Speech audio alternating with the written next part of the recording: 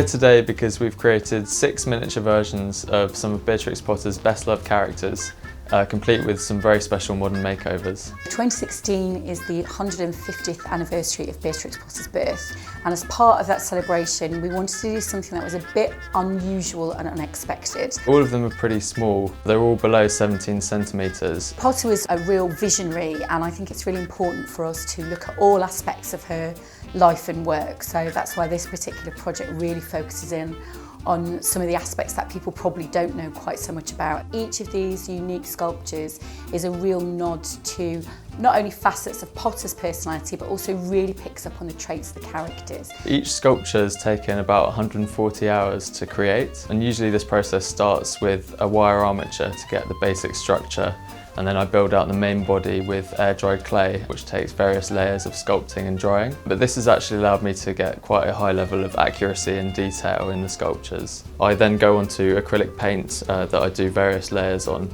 and this helps me get some really fine levels of detail. The hardest part of the process was trying to capture the anatomy of each animal, which is something that Beatrix considered very important in her work.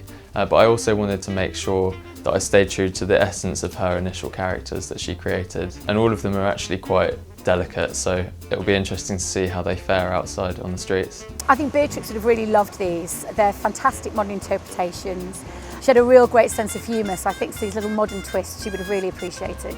So we've been taking the characters out on their adventures around the city, and we're currently near Embankment at the location for Peter Rabbit with the London Eye in the background. Peter is a tourist for the day in London, so like every self-respecting tourist, he's got his selfie stick. It helps him kind of really narrate his journey, so it's a really good nod to Beatrix as a storyteller. It's been pretty scary with all the pedestrians and cars whizzing past, and they're really quite fragile, so I am dreading them getting broken on their adventures. I think seeing them today now, after so many months in the planning, they're absolutely stunning. I think Marcus has put so much love and detail into this project. I think Potter would have absolutely loved them, and the reaction they're getting from the public is just simply fantastic. The project is just part of a whole year of celebrations around the anniversary, which is also going to include, of course, the rediscovered and previously unpublished tale of Kitty and Boots, which we're going to be publishing later this year. And if people really want to find out more, the best place they can go to is our website, which is peterrabbit.com.